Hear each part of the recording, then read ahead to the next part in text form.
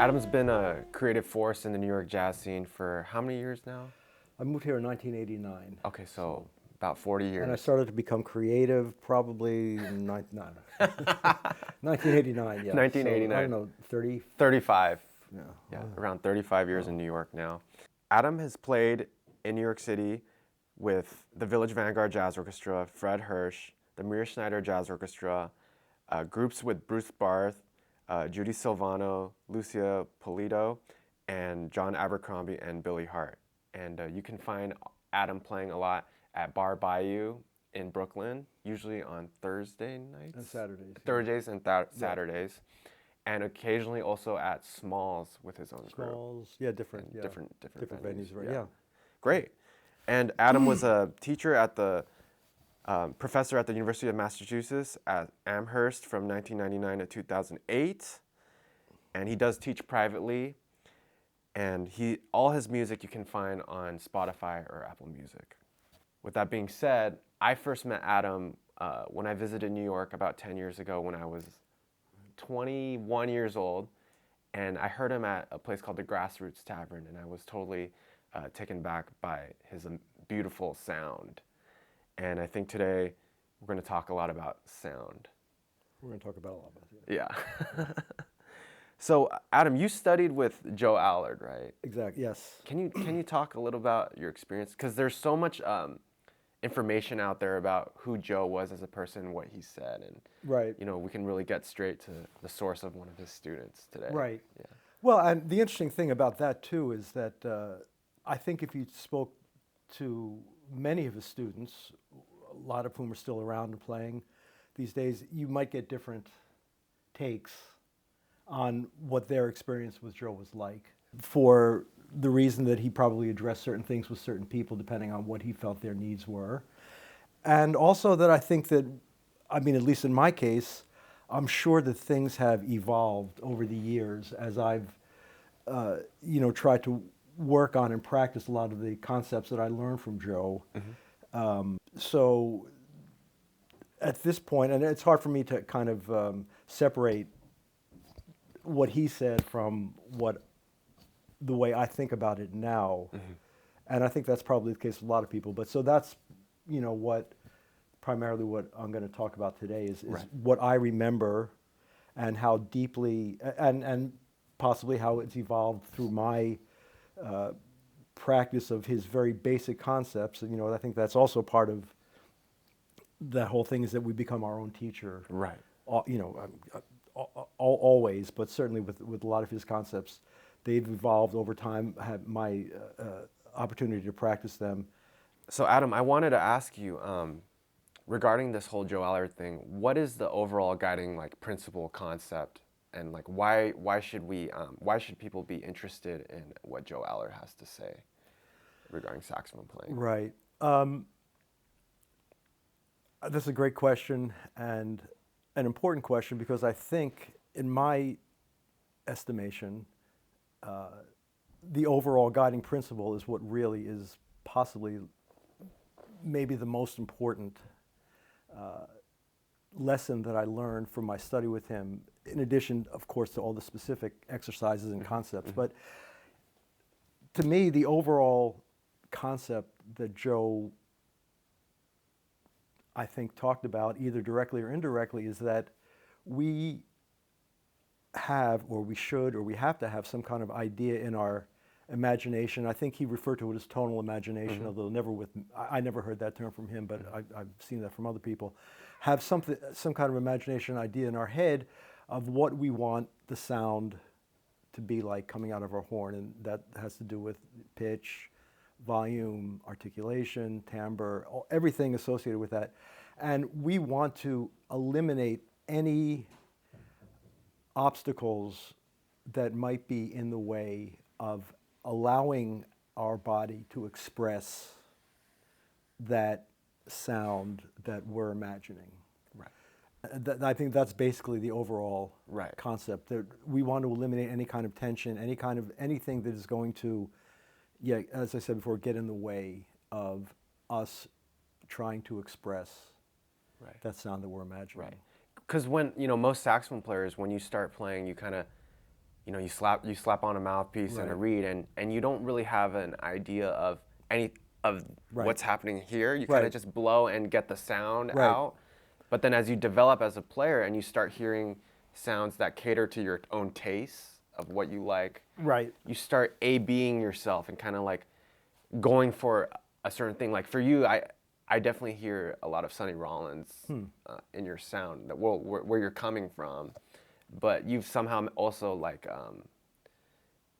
found other things that you like special timbral things. And I want to talk about the embouchure and like, what does it mean to actually have like a loose embouchure? And is that important to have a loose embouchure?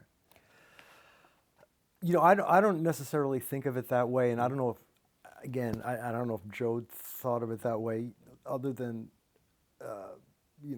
loose, I guess, loose as a result of elimination of tension. Right.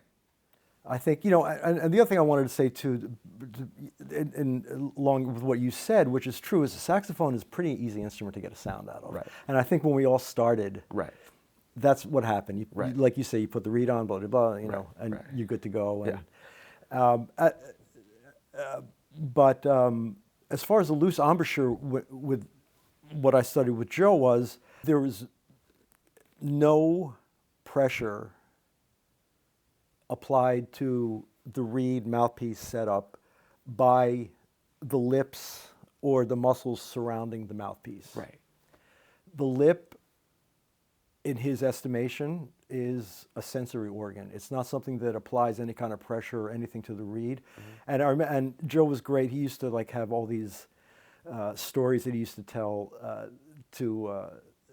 very colorful stories to like make his point. And the story that he used to tell about the lower lip was of a young soldier going off to war and trying to present a very stoic appearance to his parents. I'm going, and saying goodbye, shaking his father's hand and shaking everybody, saying goodbye. And he gets to his mother, and as soon as they kiss goodbye and the lip becomes involved, that's when the tears start to flow, because that was really like, that's where, Joe would say a lot of the emotion, I guess, was stored, I don't know if it was stored in the body, but it was a sensory organ, and it can't really be, I guess, as sensitive if you're trying to apply tension or any kind of force with the lower lip itself onto the reed.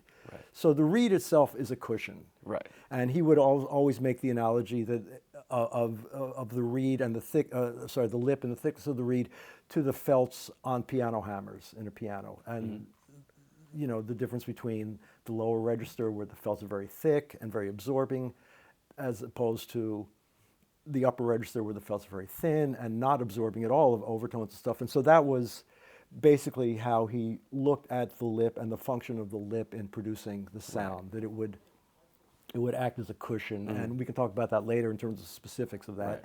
And the other thing that I think that applied to was the corners of the mouth, which he felt very strongly that there should be no tension in the corners.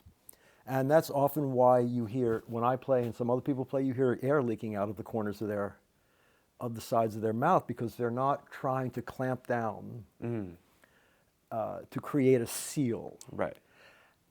He would make the argument that if you are applying pressure with your corners, that the result would be bending of the sides of the reed up. Right. And he would always, every week, he'd always say, according to physics, a vibrating object vibrates most efficiently in a straight line. Right. And that's the reed, unless you're applying pressure to the sides and it curves, and then all of a sudden you're losing a bit of that efficiency of the reed vibrating. Right. And so that was, I remembered the rationale that he shared with me about why we don't have tension in the corners. And the only thing really involved in applying pressure to the reed, as we know that there needs to be, is these chewing muscles, these jaw muscles that we're born with, that we are born with, and again, he would always talk about how strong they are when we're born with, and he would always talk about how women would be screaming in pain when their infants were suckling at their breast or something. You know, so we're born with more than enough musculature to create, to exert the right amount of pressure on the reed from below. And the other thing kind of along with that is that the pressure is applied upwards to the reed and as opposed to any downward pressure. And we can talk about that later too. But so as far as I remember this, and I'm sure there was more that I'm not remembering now, but the specifics of tension in relationship to the mouthpiece of the reed, those were kind of the areas that he focused on. That the lip is a sensory organ, the corners are to be loose, and the only tension or the only thing involved in applying any kind of pressure or tension is our chewing muscles. Is that what he meant about when he said X? Because I remember there was like this like little concept. He would in some of those Joe Allard Master Speaks videos, he would like chew up, kind of like what you're doing right now. So our jaw is basically this. This is our skull. You know, the top part is, and it was just that the top teeth receive the mouthpiece. The jaw applies the pressure upward. There's nothing. No downward pressure. So basically, this is a concept in a way where if people were to be more sensitive, it would help them allow the reed to vibrate more, to try and get a more efficient and better sound. I would think so. Yes. So those three things that we just talked about now, yes, they all feed into this overall concept of removing tension and allowing, removing anything that gets in the way, whether that be keeping the reed from vibrating as freely, as efficiently as possible. You know, I don't know what happens when you start to try to bite or squeeze the lower lip and stuff. Yeah, that would certainly inhibit things from happening. And the pitch would probably change. Of course, would change. And when we talk about the lower lip more, I think you'll maybe get a better understanding of what function it does provide and why. Another reason for it not to be involved in applying any kind of pressure to the reed or anything like that. And so this is really interesting to me because I feel like as saxophone players, we're all on this constant search to get a better sound. And through that search, we go through, there's like the equipment search but this is like the core fundamental of how you're getting the reed to vibrate is basically how you're amplifying your voicing and your own sound through the instrument. Right, exactly. Yeah. And how would you define a good saxophone sound? Like what is a good saxophone sound? I mean, for me, colorful, vibrant, projecting perhaps. Variable, to not be mono thematic or however you want to put it, to have many options at your disposal in terms of how to color the sound. I don't know what else is there. Flexibility and flexibility. Intonation maybe. Intonation certainly, good intonation is certainly part of that. And all of these things that we talk about are served by some of the things that specific things we're going to talk about coming up. But again, it all starts with all of these things we talked about, having a variety of sounds, having good pitch, having flexibility, all articulation, all these things are self-directed. They're not it's not a plug and play thing here. Absolutely. I remember when I first started playing, like I heard trane and I got the auto-link mouthpiece, but then I would just play along to the records, but I couldn't get a sound for some reason. And I felt like a lot of it was because I was working too hard and I was getting in my own way and I had my lower lip rolled in and I was playing with way too much tension. And as I started hearing about the Joe Allard concepts and stuff and doing like these various exercises that kind of help you free yourself from tension, it would get the sound I was hearing easier. Wow, interesting. Yeah. I think for me, the big fallacy from trying to emulate trane, which a lot of us have done at least at one point in our life, was the throat. It sounded like it sounded to me as though his throat was open, like open, getting this big, like Singing. Yeah. And maybe that would be a good, one good thing to talk about with Joe was about this whole throat thing. Was that the throat, in fact, is not necessarily involved in producing, in doing anything awkward or untoward as far as producing the sound. Right. That, and another story that he related, I remember, and this was pretty sure when he was, Joe was very observant of fellow players, fellow woodwind players, flute players, oboe players. He'd always be picking their brains in terms of getting like little insights into how they're approaching it and how maybe that's applicable to the saxophone. Right. And he was playing with some serious players back, Julius Baker, great. He was playing in the New York NBC Symphony with Toscanini. Yeah.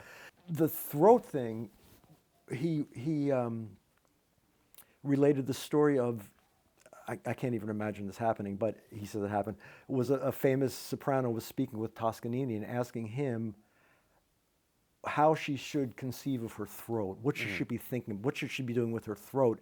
And Toscanini's answer was, you should sing as if you have no throat. The point being is that, again, getting back to our no tension kind of thing. No tension. That we're not doing anything in our throat, that our throat is pretty much a passageway for the air to go through. Right. And again, we don't want to interrupt the airstream. The airstream, which is sacrosanct in everything we do. Right. And along with that throat thing is this concept of the voice box or the Adam's apple, which in his estimation, and I can just say now a blanket statement, I pretty much agree now after practice of 40 years of everything that he said, is that we don't want to inhibit that from being able to move, because that is so involved in our basic premise, which is our body being able to respond to the signals that our ear is sending to our body below a conscious threshold that allow these parts of our body that need to respond in a free way to express the sound that we're imagining. And so that was why we wanted to eliminate any tension in the throat.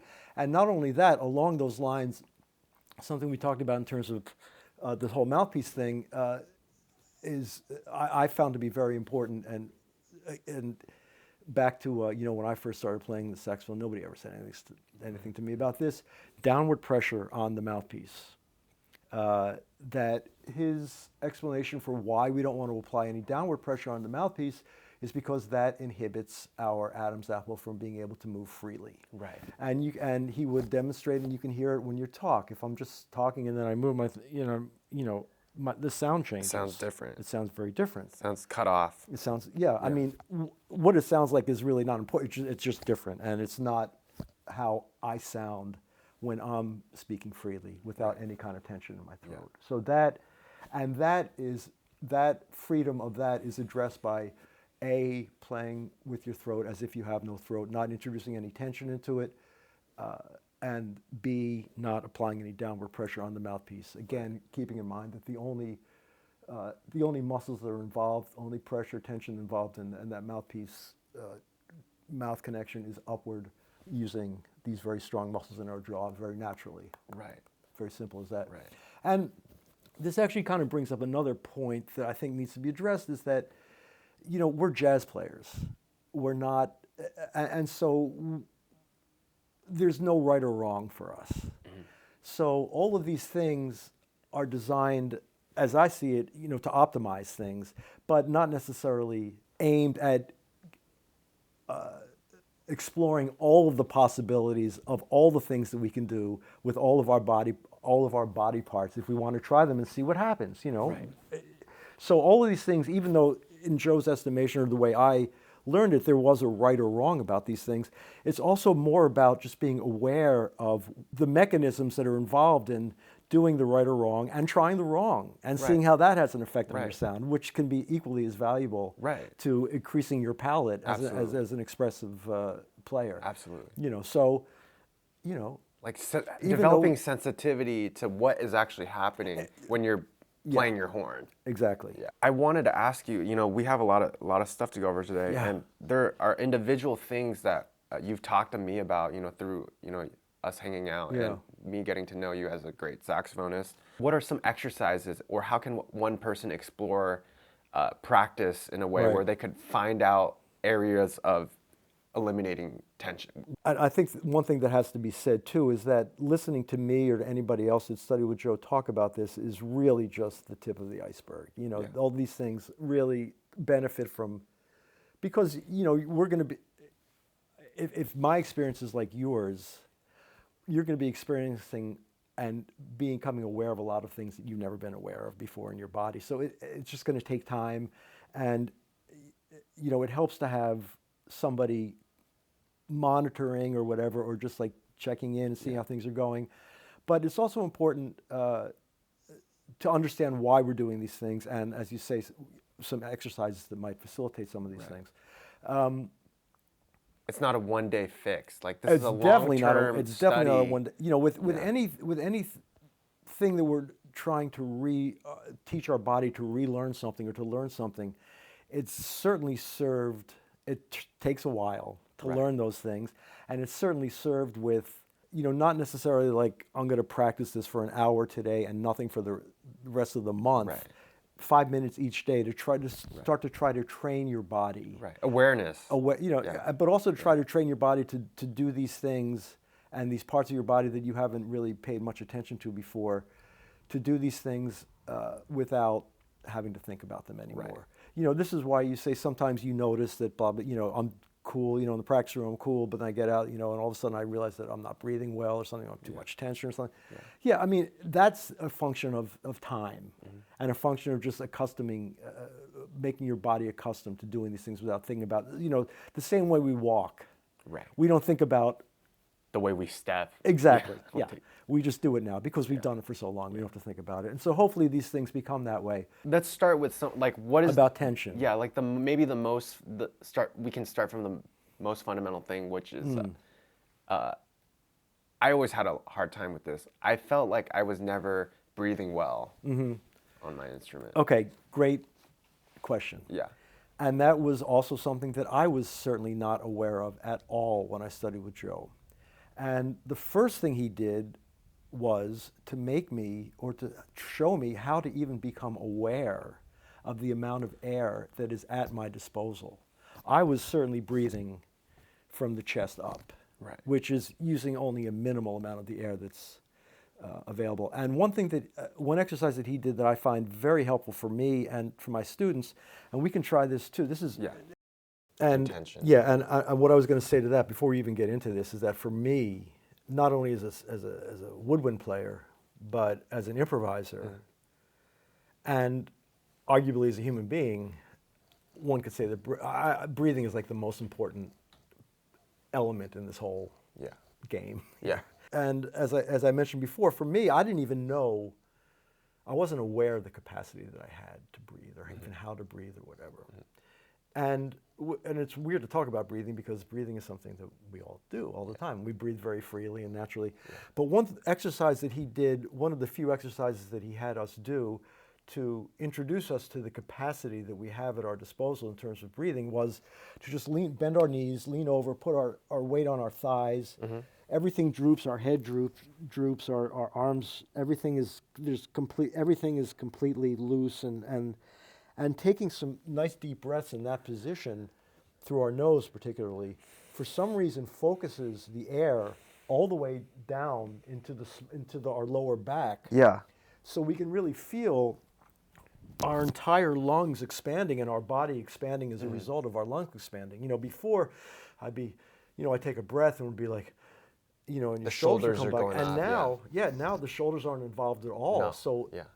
that speaks towards tension, elimination of tension in our playing when we're, like this, and breathing like this, and our arms are tight, and so that, ultimately is kind of taken care of. But then, when we're able to realize that when we take a deep breath, we can imagine, and breathing is always kind of like a hard topic to discuss and to describe, because it's so ephemeral, it's so, it's a hard concept to, that's why I always think about, I always mention to anybody who talks about this to check out anything you can find about meditation or yogic breathing because they all, and you might find one person's description speaks to you and resonates with you, so it makes sense to you. Yeah. But again, in this position and in that position and taking a breath and realizing that our lungs are much bigger, our capacity is much greater than we thought it was. Right.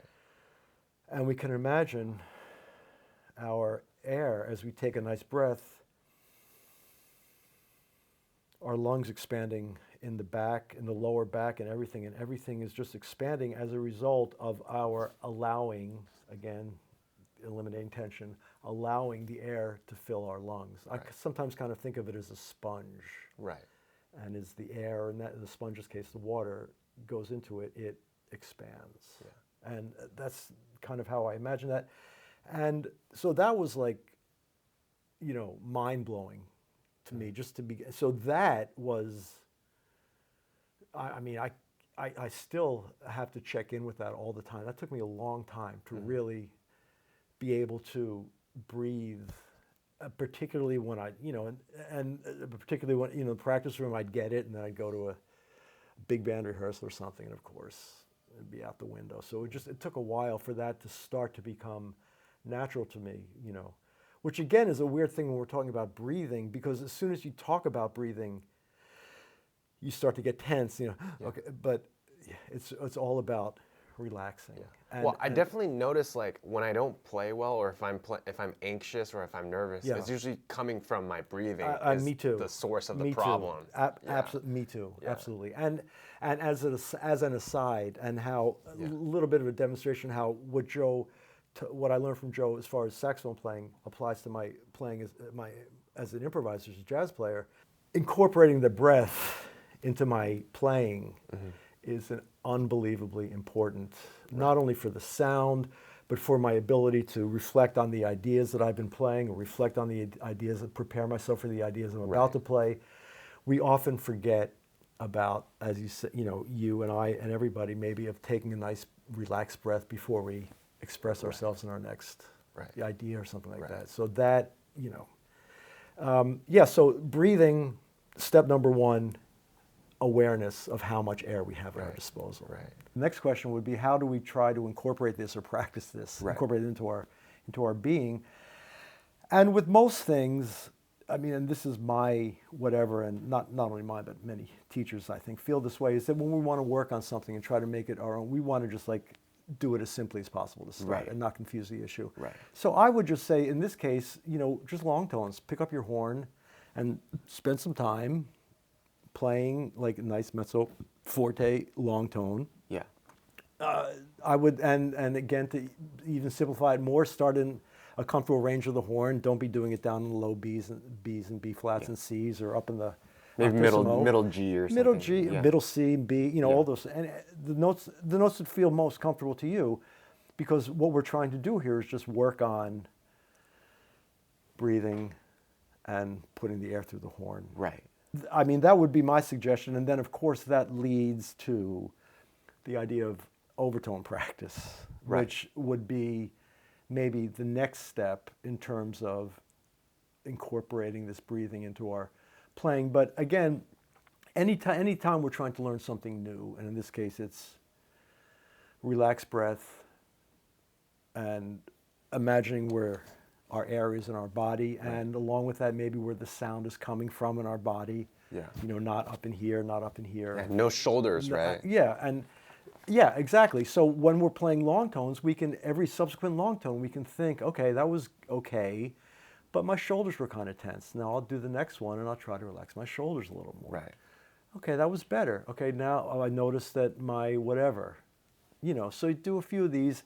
Great way to start your practice. Yeah. To get that air. Get the air moving through the horn. And try to make it as relaxed and as effortless and as thoughtless as possible. Right. It's almost kind of Zen, right, in a way. Absolutely. And it's funny. Yeah. When I first, when you and I first started talking about this whole thing, I had an idea of the title for this, which would be the Tao of Allard, Joe Allard, because a lot of this is very in that sense, in terms of letting go. the path will reveal itself as we let Right. ourselves go and eliminate obstacles along the way. And it's very much like that. Yeah. Yeah. So it is very Zen. And again, that's why I said that it might be a great idea to search on the web for different people's explanations of how they think about breathing and how they communicate the concept of breathing. You know, because it is a difficult concept, I find, to communicate with students and other people. And as is often the case, there might be one person who says it in a certain way that you say, now I get it. Right. You know, now that makes sense. Right. Yeah. But the bottom line is just to, stay relaxed, not have unnecessary tension when you're breathing in, breathe deeper, get Allow Yeah. the air to go deeper. Yeah. And does that mean you're breathing from the diaphragm? Joe would talk about the diaphragm, and he would rail against teachers that would talk about diaphragm Yeah, he's control. like, what? I saw the video. He'd be like, Yeah. what do you mean diaphragm? Well, because, and I'll explain to you as best I can the way he explained it to me, as best as I remember, is that the diaphragm is a muscle that operates below our ability to control it. Right. The diaphragm and all the muscles surrounding our lungs, or I guess, they expand or contract depending on how much air we're allowing into our lungs and how much our lungs are expanding. Right. And then that's where the concept of controlling that air comes from. Right. But we're not controlling our diaphragm. No. Our diaphragm is a muscle apparently that, as our lungs fill up and the diaphragm, I don't know, contracts or something. I don't know. And then once we're no longer breathing, on its own, the diaphragm will go back to its initial position, and that pushes the air out of our. Right. So I think everybody's talking about the same thing. I think it's a question of semantics. I think it's just we can't control our diaphragm. So if we talk about diaphragm control, that's No, there was a video on, I'm not sure if it's Joe Allard speaks, but I remember seeing a video of Joe Allard, someone asking him about diaphragm. Yeah, He just got like a little upset. He's like, yeah, he gets I don't know what a diaphragm is. Yeah. I just use that when I go to the bathroom. Yeah, or exactly. something like That that. sounds like something would say. Yeah. But yeah. And yeah. not to whatever, but those are potentially similar activities. I often, when I speak to students about the concept of breathing, that's one kind of way I try to communicate what the feeling is like of putting air through the horn. Right. It's not blowing, as Joe has said to everybody, jouer ne pas souffler. To play is not to blow. Right. Ne soufflez pas. So in French, it's not, you're not blowing up a balloon. Right. Yeah. Right. So Great. Great. But those muscular activities are not so dissimilar. Yeah. So yeah. What's the importance of the fourth measure? The fourth, I wrote down some notes. Yeah. The fourth, when I first started studying overtones with Joe, and we'll get to that, I guess, in a minute, because that's a big kind of topic, and that kind of addresses everything as far as I'm concerned. But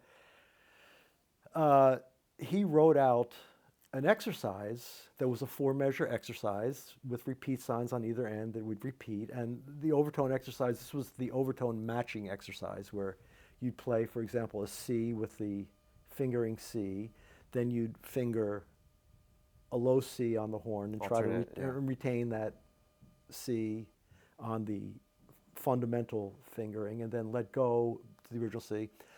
And then those were the first 3 measures, the first 3 whole notes of that exercise. And then there's that 4th measure, which is a whole rest, a whole note rest. And to me, that is perhaps the most important part of that exercise, getting back to what I was saying before, how important breathing is to me in terms of playing. That gives you the opportunity to release whatever air is left in your body and to allow another relaxed breath in as you prepare to play those first 3 measures with the overtones again. Right. But to ignore that 4th measure is you're doing yourself a disservice, because you're not incorporating, you're not allowing yourself to incorporate that breath into that exercise. Right. It's part of the actual thing. It's part of the thing. Yeah. But, every time I show overtone exercises or long tone exercises to students, they always want to They want to go to the boom, next next thing. yeah. Blah, blah, blah, got it, blah, blah, blah, Yeah. got it, blah, blah, blah, you know, but Yeah. again, what we're trying to do here is to, you know, in a way, kind of imitate or, you know, manifest what we're going to be doing playing our clarinet concerto or our Right. solo in our practice. Yeah. So it's playing these 3 slow exercises and making sure that we incorporate our breath into what we're Right. doing. Right. Whether it's playing a solo on, you know, whatever footprints, or whether it's doing an overtone exercise, Right. or playing long tones, Right. or playing scales, or Right. whatever it is. We have to always remember, I think, to make sure we're relaxed and we're breathing. Yeah. And that serves everything. Yeah. So it's important to just slow down and observe It's and always get that important. last breath, that full breath in. And I also want to mention too that I don't think it's always necessary to take a full breath. Yeah. But we do want to experience that, to know what the capacity is there and understand what it feels like to relax. Yeah. To make our breathing a relaxed experience. Yeah. And not a forceful experience. Absolutely. But it doesn't have to be the maximum breath all the time. Absolutely. It's just that's, I think, a little Absolutely. impractical. Absolutely. You know. So Adam, I wanted to talk a little bit about tongue position and overtones now, because I think those two things are intertwined and connected with each other. Yeah, definitely. I mean, everything's connected and intertwined with each other, but those certainly in particular. Tongue position first. Again, back to what you said at the beginning, something I'd never thought about before, and that, I have to say, is often the case with most people that I try to talk about this with, and it's a very awkward concept to become comfortable with. Is like to be aware, to even being aware. Most people I ask, "Where's your tongue when you're playing?" Most people are like, "I haven't even. I don't know. No, I don't know. I never thought about it." Yeah. So like the breathing, that's almost step number 1. Right. And as far as the tongue position in general, we have many options as a human being as to where our tongue can be in our mouth at all times. And they're often, most easily, I think, approximated by thinking about different vowel sounds. A, E, O, U, E, all those different things. And Joe was particularly fond of and married to the concept of a high tongue position, or a tongue position that is manifested by us saying the syllable E. E. E. And then along with the E, T, T, T, T, T, T, T, T, when we start to talk about articulation, which we will in a second. But E, and he would explain it in this way, that the sides of the tongue are anchored to the bottom of the top teeth. Right. That's how he would explain it, which seems a little overly complicated to me, but it's certain. But if you spend some time thinking about it, and if you kind of just say E, it kind of does that. It kind of does that. Yeah, Yeah, it exactly. gets you that shape. Exactly. Because when we're talking about tongue position, we're not talking about the tip of the tongue, or we're talking Not about yet. the We're back. just talking about the shape. the over the back of the tongue. Yeah, Yes. the back of the tongue. Yeah. And the reason for wanting to be aware of our tongue position is because it has such an effect on the airstream being produced by, through our lungs, not our diaphragm, through our lungs, going through our mouth into the mouthpiece. And depending on, and that tongue position is going to affect primarily the speed of the air. And this is where maybe I can demonstrate a little bit. Yeah, absolutely. And the speed of the air is also going to affect the pitch of the air, the pitch of the sound, and also the quality of the sound itself. Right. Here's there's like a middle C concert B flat with a high tongue position, E. And now if we start doing ah, you can already hear a Different. duller. Yeah. I mean, I'm not going to say it's not valid, and it's certainly something we might want to use to our benefit in terms of having a wider palette, especially as a jazz musician. Ah, oh. You can hear the pitch is changing, it's dropping already. Yeah. Ooh. Low tongue position. So the pitch is dropping, the sound quality is changing, and what's going on is that I think we are making that airstream depending on where the tongue is in our mouth, more or less efficient. And so that the sound itself certainly is affected by that. And to my ears, the high tongue position gives us the most brilliant, shimmery sound as a result of the airspeed that we're creating by the high tongue position. Joe used to make the analogy, and it's a great analogy, of a hose that you turn the water on, a given amount of water, and if you want to change the amount, the speed that water is coming out, we've all done this when we were kids at a water fountain. We make the opening smaller. Right, and then it goes. And water shoots out quicker. Right. Yeah. And so we're doing the same thing with our tongue that we would do with our thumb over the opening of a hose. The opening of a hose. Right. So we're doing exactly the same thing. There's that. Initially, like the effect that has on the sound. The other thing, tangentially, it certainly makes much more efficient use of our air capacity, so we can theoretically play longer because we're using less air to produce the same amount of volume or sound, same amount of water. Right. We're not turning the faucet on any harder, but we're making that same amount of water come out faster because it's coming out less quickly, whatever. Right. And that's basically it. As important a concept this is to me, and I think to his overall teaching, it's also very simple in terms of explaining it. It's also very, very difficult to incorporate this and to make this something that is second nature and that we don't have to think about so much. I would also say, and this is my experience, someone who's not only a jazz saxophone player, but has also dabbled in Broadway and classical music on other instruments, clarinet in particular, that this high tongue position I have found is absolutely key to creating a full, colorful, vibrant sound on the clarinet. Right. And when you don't do it on the clarinet, it's much more noticeable to me than it is on the saxophone. Yeah. I mean, I know from experience that I'm much less, crazy about making sure my tongue is in the right position. When I'm playing on Broadway, when I'm doing a show where I have to maybe articulate, That's hard. C's, Yeah. It's hard. It's hard. It's impossible with a low tongue. Yeah. It'd be too honky, It'd right? be honky and it would be imprecise. Right. So if that's a goal, and again, a lot of this is, I think, geared towards, optimal precision. If that's a goal to be able to do that, then certainly that tongue position is critical to being able to attack and to play low notes quietly and with any kind of control or sensitivity. Right. Which leads us to the other thing, and this, again, get back to what we were talking about, like when we started picking up the saxophone, I had no idea, and every low B flat that I played on the saxophone was loud.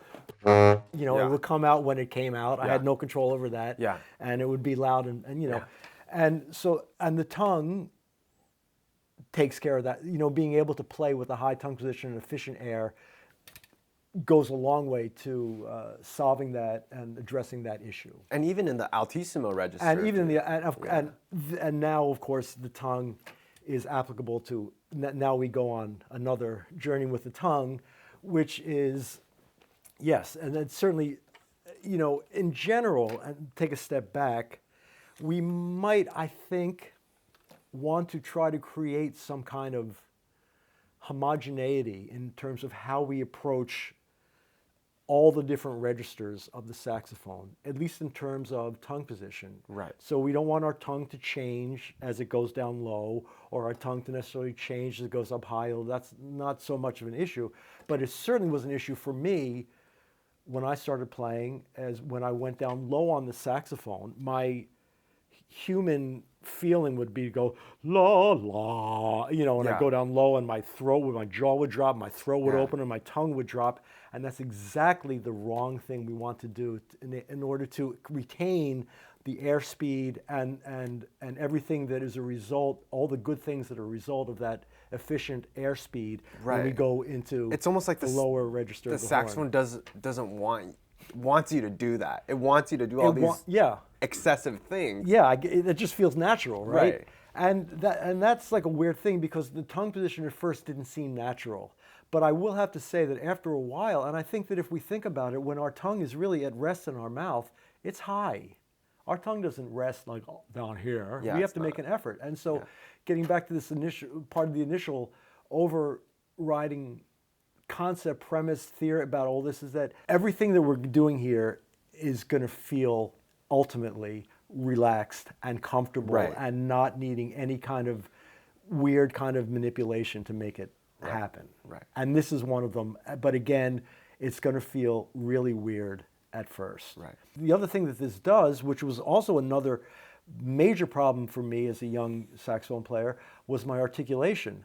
By having your tongue in that high tongue position, E-T-T, the tip of your tongue with which we articulate with is sitting right by the tip of the reed. Right. So the amount of movement, the amount of effort that it takes to actually articulate very cleanly and as with practice, subtly and everything, is so much easier. Right. When I first came to Joe, I was tonguing like in the middle of my tongue, maybe underneath. So every it's time it would be too like, much of the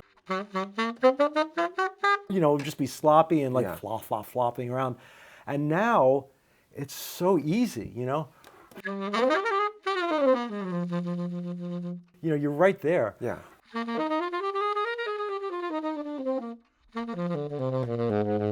It almost doesn't even tongue- sound like you're tonguing, It- but you're just brushing the reed. And by having your tongue there for starters, all of the different varieties or variation you can get in your articulation is so much easier because it's right there. Right. The movement, it's like, you hear people talk about like baseball. I'm a big baseball fan, and I think it's very analogous between sports and saxophone playing. But, they talk about pitchers, particularly tall pitchers that have like unruly or unusual wind-ups with a lot of motion in them, and those are the usual pitchers. Those are the pitchers that usually have trouble finding losing the strike zone sometimes because there's just too many moving parts. Right. One little, Too much is happening. Too much is happening. Yeah. And they're coming from weird play. Pitchers that have a very controlled, concise movement in their everything. Usually, they're much more able to throw strikes on a more consistent basis. Right. The same thing with us at articulation. Our tongue is right there. And so all the subtleties that we can explore with articulation is so much easier and so much more consistent just because that's where we're starting from, rather than starting from hair, hop, hop, hop, hop, all that kind of stuff. Absolutely. So that is the tongue. And as simple and is seemingly giving it short shrift here in terms of time, it's really, really important to everything moving forward in terms of the speed of the air, the velocity of the air, and our ability to articulate in a very clean and controlled and sensitive kind of way. Right. So that's why people practice overtones, right? It's so That's another. Right. The overtones, and we'll talk about them in a second. We'll talk about them now. But, you were talking before about things to practice in terms of the overtones to me are many things, but one of them is a good way for me to check in to see if I'm doing all of these things properly. Because if I am, the overtones and my overtone exercises will express themselves in a really nice, colorful, easy way. If I'm not, Something they might won't. be wrong. Yeah. Yeah. And we talked about before when we were talking about our air and maybe applying it to just like long tones. And I do the same thing with the overtones. Each subsequent time I do it, I think about, okay, I judge it. I analyze what was going on. Was it good? Was it bad? And why was it good or why was it bad? And if it was bad, or if I'm noticing that my head is applying downward pressure, my tongue is not in the right position, my arms are tense, I'm not breathing well, that's usually reflected in a less than wonderful experience with my overtone practice. Right. And the overtone practice was a fundamental element of my studies with Joe. And what I learn from practicing overtones is never ending. I'm always learning something new about the horn, about sound, about what I'm doing through my overtone practice, through my breathing, through improvisation, everything. Without getting into too much detail, I'm assuming everybody kind of understands what the concept of overtones are. It's a splitting of the now let's realize I have no idea what overtones are, but it's a splitting of the wave in half subsequently, if you take a string and cut it in half, you're going to get, if you have a string that if you pluck it in, it's an A. If you cut it in half, you're going to get an A an octave higher. If you cut it in half again, you're going to get the fifth. You cut it in half again, you're going to get the A 2 octaves higher. Cut it in half again, third. So there's a series of overtones. And those overtones are hopefully in some way or another present in all these sounds. We just don't necessarily hear all of them. We hear them as a potentially, hopefully colorful sound that's filled with overtones, and it's expressive and colorful. But in my lessons with Joe, we would spend a lot of time practicing overtones. And I alluded to this before in terms of that fourth measure thing where we breathe before we get into it. Right. The first exercise that we did with the overtones was what he would call a matching exercise. Mm-hmm.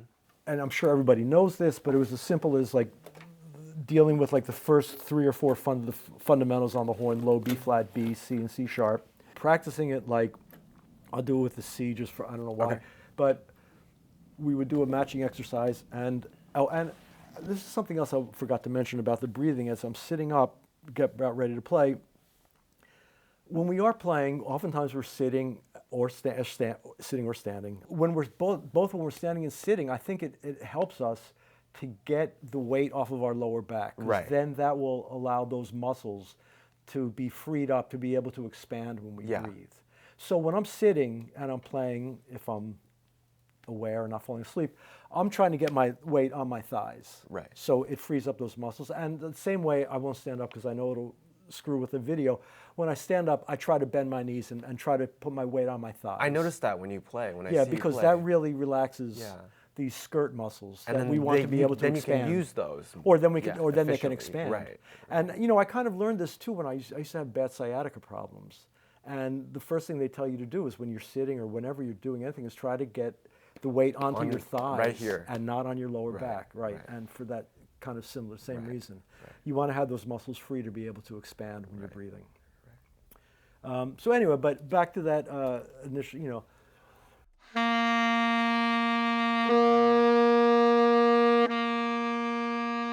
So that would be the first exercise.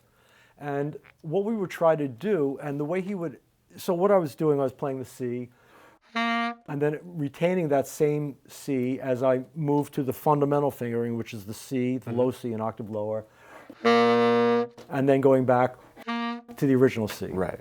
As simple as this exercise seems, well, I mean, it's not simple when you're first trying to do it, but there's so much involved in this exercise of overtones.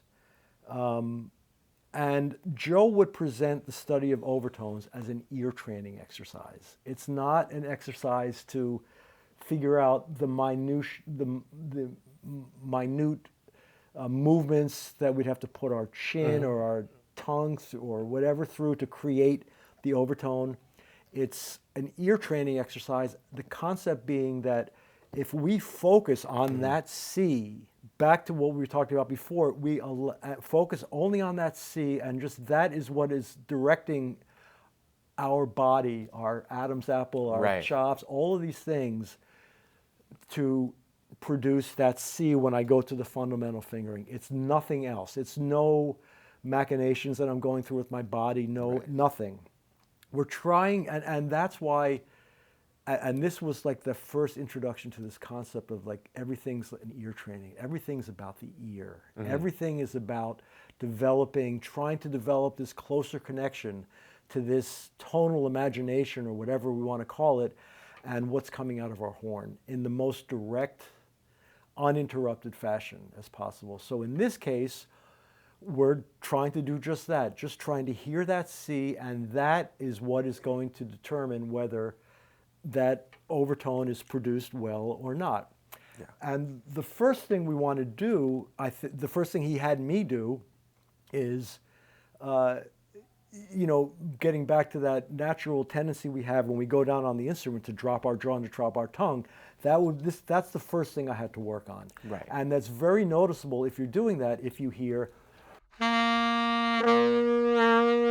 any dipping in the pitch, you know that your tongue is moving. It's not in the right spot. Well, or it's moving. Yeah. And we're trying to trick ourselves into not moving our tongue and to try to retain that same tongue position for these two.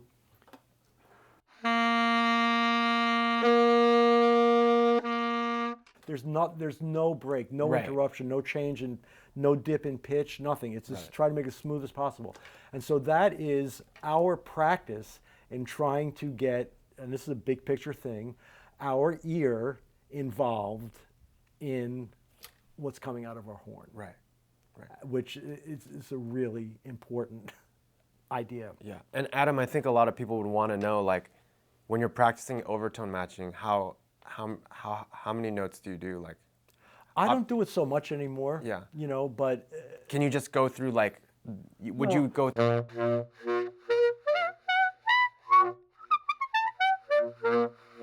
so that's the whole overtone series on that. Right. Yeah.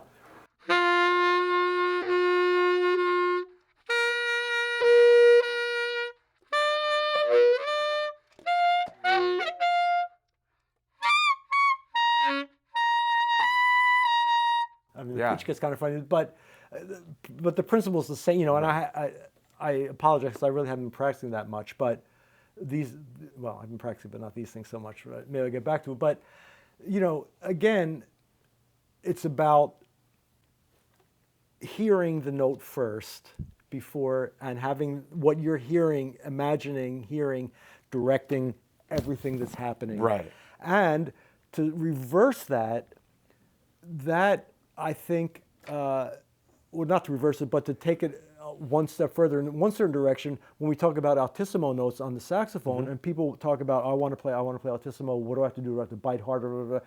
There's certain things we can do to facilitate that. Yeah. But ultimately, and I learned this from Joe, we have to be hearing that note first before we even attempt to play it. That's the first thing. That will have more effect than you can imagine on whether those notes are going to come out or not. And again, it's allowing it to happen. It's not forcing it to happen, which is, again, part of that whole overall concept of what he was teaching, I think. Maybe not in so many words, but certainly that's what it was about. Yeah. And certain things I would think about when I'm doing the overtone exercise, and these are all about training the ear or training ourselves, or increasing our awareness. Is we talk about, maybe, I don't know if this is possible or not, but because that the C that we produce on the fundamental is oftentimes more colorful, potentially more vibrant than. I mean, there's a lot more in that sound. Yeah, there's a lot. I hear the harmonics. Yeah, the whole horn is vibrating. Yeah.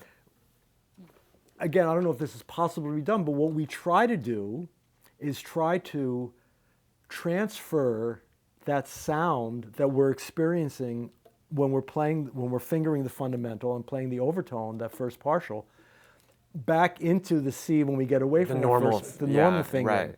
Right. Trying to teach our body, and again, is it able to be done? Maybe not, but what can be done is the trying. Right. And here's another example of us, just being involved with that, trying to do whatever our imagination does to fuel our imagination, to try to, whatever needs to be done, we're trying to express that sound. Right. So it's like we try to do when we do transcriptions. We try to copy trane sound. We try to copy cannonball sound. We try, whatever that is. And that's very often a reflection of us hearing it making it our own in our imagination and allowing it to come through on the horn. Great, yeah. It's not about, if you want to sound like this guy, you've got to do this and this. Exactly. It's Exactly. It just strengthens your concept of how Exactly. you're hearing Exactly. hearing it. Exactly. And when you can hear it, it's Exactly. going to come out easier. Well, exactly. It's going to come out easier, and it's going to be you. Yeah. It's going to be more organic, and it's going to be, Yeah. And then we could talk about, yeah. Because you could go blue to the face and just be like, oh, you need to roll your lip like 30% out more. Right. But at the end of the day, it's like, does it sound like the sound like that you want, or is it? Yeah, and it's just like kind of a wrong way of going about it. It's Right. like, again, what's guiding that is you trying to do something rather than you just hearing it, imagining it, and just allowing it, And of course, there are specific things we can do to facilitate these things, right? And this is, I know I'm probably skipping over a lot of stuff, but this is where like the lower lip comes into play, and upward pressure on the mouthpiece. Joe used to think of the reed as containing like all of the, I'm explaining this very badly, but containing all of the overtones, and we are able to mask or release certain lower or upper overtones from being present in the sound.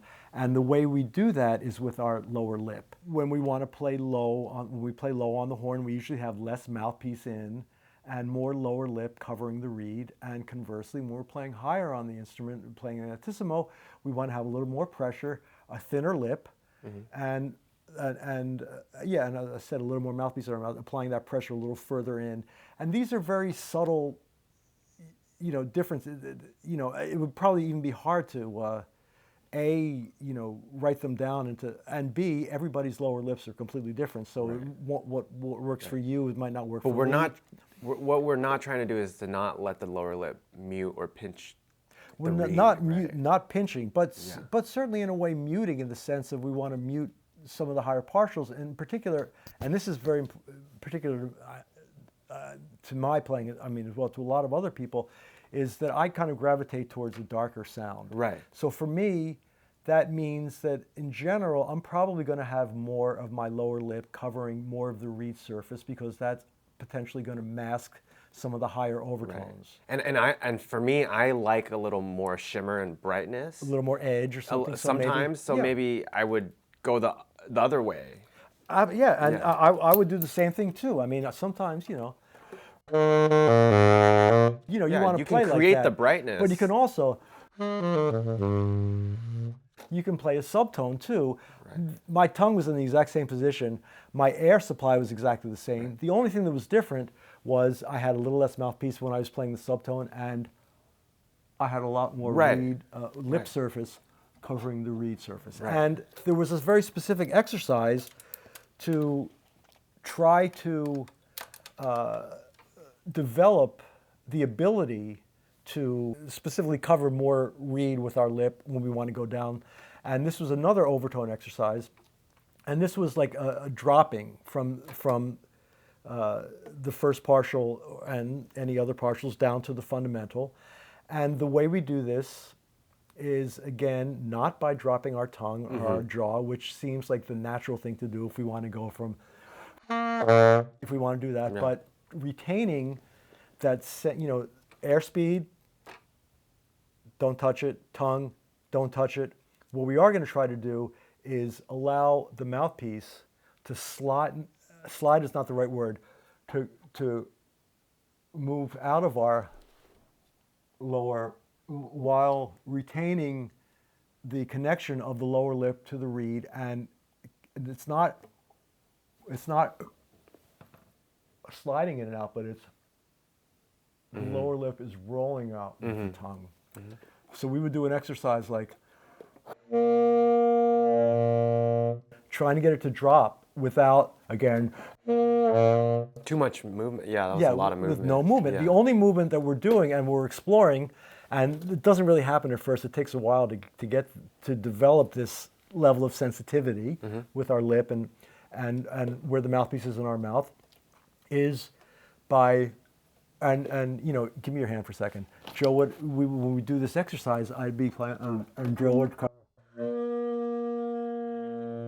He'd just be slowly pulling the saxophone away from me. And if I were able to, this is extreme, obviously, but allow my lip to roll out while it's adhering to the reed, it would mask the upper overtones and allow the lower fundamental to speak. Yeah.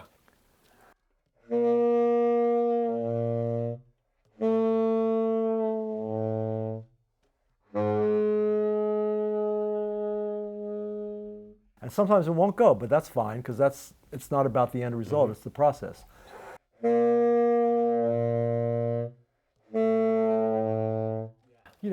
And again, there's no break in this, there's no dropping in the pitch or no break in the sound. It just very naturally drops because, again, my throat is not changing, my tongue height is not changing, my airspeed is not changing. The only thing that's changing is how much lower lip I have, over the reed, and how much of the overtones that are present in that reed are being masked or allowed to express themselves. And it's, intended, I think, to increase our awareness and sensitivity of our lower lip on the reed. Right. Again, there's no right or wrong about this. It's about developing that ability to, be aware of that sensation. No, like the first time I started working on those exercises, because I've been doing those for a while now too, I definitely noticed before how much excess movement in my jaw and all these things I was doing just to get the jumps, like the wide jump, to get to the lower register. Right. And I realized I didn't have to move so much. Well, you don't if you're you don't. Yeah. And you have to, a little bit maybe. A little but bit, again, right. And this is like inserting a little bit of whatever my whatever into this is that something I learned from playing flute, because we all know how horrible, like how difficult it is to get the lower register on the flute with any kind of substance. And one of the exercises that you do as a flute player, one of the first exercises is you find a great note on the horn. I'll do B, just and then in a couple ways try to, because what we're going for is trying to achieve some kind of homogeneity again in terms of the entire range of the horn, minimizing, as you say, the movements that we have to go through to get different registers of the horn. So, and I'm going to play this faster than I normally would. Okay.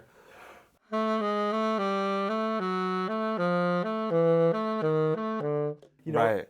So we all know that going down, playing intervals, particularly wide intervals, going down on the saxophone is a problem. Right. Hard. And usually, Right. You want to honk it out. You honk it out, or you're going to drop this. So, whatever. But if everything, if you gradually try to increase that interval as we're widening it downwards and try to retain, it's almost like we're having to fool ourselves into trying to retain that tongue position, that jaw position. And it might be leaking down there. Check it out for you. Those kind of wide intervals without any kind of break and is something that we eventually get to, but it's through gradual practice of expanding those intervals and retaining that same tongue position and airspeed. And if we want to color those notes differently, that's where the lower lip comes in. Yeah, you can change your EQ of the sound you can that's a great way of putting it. You can change your EQ with your lower lip, and it's I find it very noticeable in soprano. Soprano, can, as we all know, can be annoying, and in the lower register, it's great, it's fine, it's soprano. But if we want to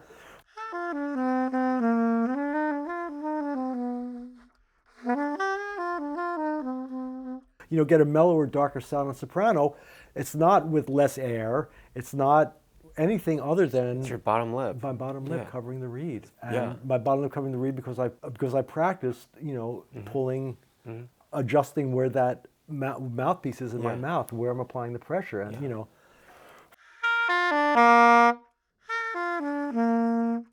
it's a big difference. And at that point it's just a question of personal taste and what you want it to sound like. But that's the mechanism to EQ that sound. I noticed that Not the tongue, not absolutely. yeah. And I noticed like if I'm playing with a louder band, like a big band or R&B or like I'm doing like a funk thing, I got to project more, and I can change here a little bit just to get more highs in my exactly. sound. Yeah. You play with your lip rolled in more, so it's thinner, as is the felt on the piano when you're up in the higher register, because that's what they want to express on the piano. Right. And conversely, when you're in the lower register of the piano, when you look, the felts are really thick because it wants to absorb a lot of those overtones. Exactly. But of course, yeah. And so to your point, you learn to be able to EQ it. So when you get in that situation, you know that it's not necessarily about biting and squeezing. It's just about maybe taking a little more mouthpiece, a little less lower lip, allowing those higher overtones to express themselves. Right. And that will have a big effect. But again, we're not touching the airstream. Right. We're not touching our tongue. We're not touching our jaw. Right. You know, all of that, hopefully through our other slow practice, is starting to become something not only second nature, but also something that we've developed a greater sensitivity to. If people come to New York and they want to come see you play, where can they find you? Every Thursday night, I play at a place it's called Prospect Lefferts Gardens. It's called Barbed by You on Nostrand Avenue. And it's been fantastic. Every week we have a different group. This week it's our special Steve Cardenas, Kayvon Gordon, myself, and Jeremy Stratton. Last week was with Bruce Barth. The week before we played with Peter Bernstein, playing Mark Copeland the week after. It's a great. And then I also do, I've been really getting into playing duos lately. So they have a very nice piano there. So every Saturday for happy hour from 6 to 7:30. It does sound really nice. The piano does Piano's sound really much, nice. It's nice. Yeah. And smalls in other clubs as well. And wherever, Great. Yeah. If someone wanted to contact you maybe for a lesson or just to reach you, how could they reach you? Well, I guess through you or through my email is abkol, abkol@aol.com. At AOL.com. Yeah. Still on AOL? Still on AOL. I'm sticking with it, baby. But and a couple other things I just wanted to say too, and like wrapping up, I'm hoping that, you feel inspired to contact me with questions, because I just love talking about this stuff. I really do. Every time I talk about it, I learn more about it, when people ask me questions. And also I'm thinking that, as I said at the beginning, that this is my take on what I learned from Joe. And it can be different from what other people experienced. And, it would be great if this generates some kind of, talk back about different people's, how they manifested it, how it evolved in their playing and in their teaching. Yeah. And, or what, whether something I said is something that they remember completely differently or take issue. It's just great. It just feels good to me to be able to share this. Yeah, because it generates discussion. And it generates discussion, and it was so important to my development as a saxophone player, as an improviser, as a human. Having somebody like Joe being one of a number of great teachers that I've been able to work with. Dave Liebman, Bob Brookmeyer, Larry McKenna, who just passed away. But great teachers that I've had, all learned such great things from them, and all of them have been things that you end up being your own teacher moving forward. Everybody that I speak to who studied with Joe has that same experience. That it's like 10 years later, it's like, that's what he was talking about. Yeah. And it's such a great thing, and Anyway. Well, thank you again, Tim, for being thank here. you for doing this with me. You were fantastic. It was great. I'm glad I had a chance to. I'm sure there's so many things I misspoke or forgot about. No. For another time. Yeah, and just to let everyone know, you can also hear Adam's music on Spotify. I love his CDs, and there's also a lot of like nice videos on YouTube of like him playing with Billy Hart and Ugano Okwego at Bar by You. You guys play like My Shining Hour. There's a clip of that. I really like as that. a ballad. Yeah, it's really beautiful. Anyway, so thanks again for tuning in, and please reach out. Yeah. Okay. Bye-bye. Thanks.